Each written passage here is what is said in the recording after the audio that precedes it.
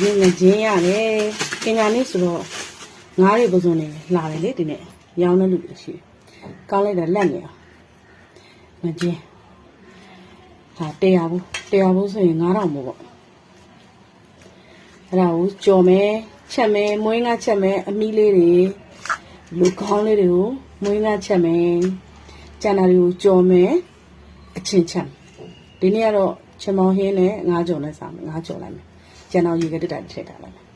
တိုးတွေပါဆိုလို့ရှိရင်အချိန်မျိုးပဲလို့ရတယ်ဈေးတဲ့တော့လို့ရှိရင်ဒီမှာအဲ့လိုမဟုတ်တနင်္ဂနွေနဲ့အင်္ဂါနေ့2ရက်ပဲရတယ်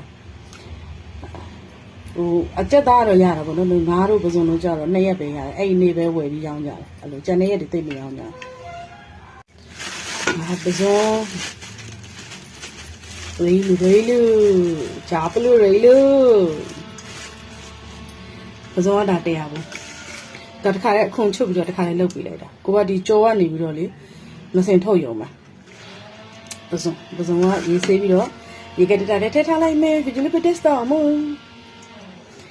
ကောင်းလို့လက်ကကြီးတယ်လက်ကတိတ်လက်မဟုတ်လက်ကြီးတယ်ဝယ်ဖို့သွားတာငါဝယ်လာတာပစုံနဲ့ငါနဲ့